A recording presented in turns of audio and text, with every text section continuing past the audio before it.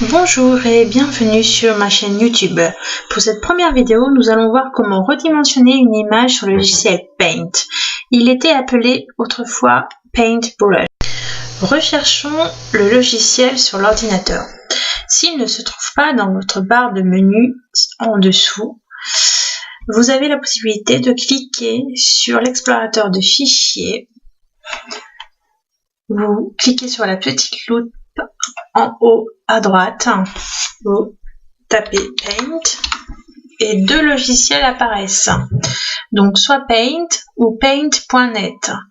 Paint.net est une version améliorée de Paint, on en parlera un peu plus tard. Donc je clique sur Paint et le logiciel s'ouvre. Voilà. Nous allons donc voir comment redimensionner une image. Il faut tout d'abord la sélectionner. Donc vous cliquez sur Fichier, Ouvrir. Donc le logiciel va ouvrir l'explorateur de documents. Et là, voilà. Donc je clique sur Printemps 2100 et l'image s'ouvre. Donc je veux redimensionner en plus petit cette image. Donc je clique sur redimensionner. Vous voyez, vous pouvez redimensionner soit en pourcentage, soit en pixels. Donc moi je privilégie les pixels car on vous le demande le plus souvent sur internet, c'est en pixels et pas en pourcentage. Donc je vais mettre une donnée inférieure vu que je veux la rapetisser. Voilà, hop, ma photo est donc redimensionnée.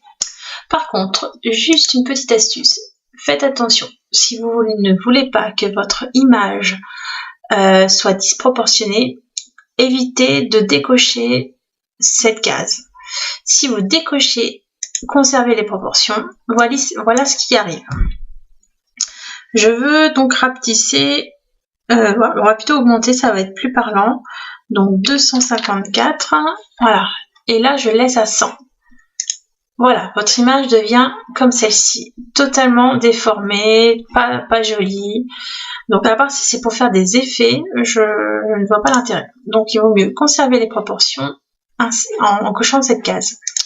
Bon, je veux revoir ma photo du début. Donc pour annuler cette mauvaise manipulation, je vous conseille de faire le plus rapidement CTRL-Z. Voilà, ça vous remet votre photo à l'original. Et si vous voulez encore revenir à avant, faites de nouveau CTRL-Z. Voilà, vous revenez à la photo du début. Donc, vous avez une deuxième manière aussi de redimensionner une image, c'est de l'incliner. Donc, en degrés, bien entendu, et vous ne pouvez pas aller plus de 90 degrés.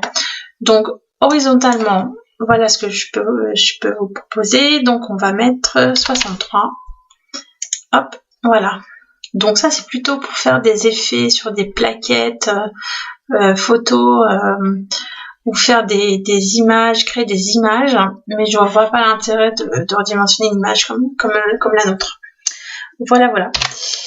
Donc, je vais redimensionner l'image, je vais changer, donc en pixels, hop, 50, en tout petit. Voilà, donc c'est tout petit. Donc on va dire que c'est une miniature. Je veux l'enregistrer maintenant. Donc vous avez trois choix. Je reviens en arrière. Vous avez trois choix pour enregistrer. Donc 4 formats. Soit en PNG, soit en JPEG, soit en BMP, soit en GIF. Le format PNG, c'est pour enregistrer une photo ou un dessin en haute qualité utilisé sur un ordinateur ou sur internet. Le format JPEG le plus utilisé, c'est pour enregistrer une photo de bonne qualité pour utiliser sur un ordinateur, dans un courrier électronique ou sur internet. Bon, il n'y a pas de secret, hein, tout est écrit en dessous, donc il suffit juste de lire. Une image BMP, idem, c'est pour enregistrer tout type d'image en haute qualité et utilisé pour l'ordinateur. Donc voilà, c'est la haute qualité pour les BMP. Le format GIF, là par contre, c'est pour un format de qualité inférieure. Donc pour utiliser dans un courrier électronique ou sur internet. Le plus souvent, on retrouve des GIFs animés. Je pense que vous savez ce que c'est. Voilà, donc moi je vais privilégier le JPEG. La plupart des sites proposent des images en JPEG.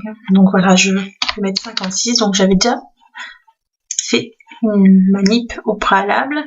Donc là, il va me demander de remplacer. Je dis oui. Voilà. Donc je fais fichier quitter puisque j'ai fini. Voilà ma petite photo qui est sur le bureau. Je la double-clique et vous voyez, l'image est bien redimensionnée. Elle est à la taille que je voulais. Voilà, j'espère que cette vidéo vous a plu. Je vous dis à bientôt pour une prochaine vidéo. Si vous avez aimé, n'oubliez pas de liker. Si vous avez un sujet qui vous intéresse ou si vous avez des questions, n'hésitez pas à me laisser des commentaires en dessous de la vidéo. Et n'oubliez pas de vous abonner si vous souhaitez connaître les autres vidéos. Merci, à très bientôt, au revoir.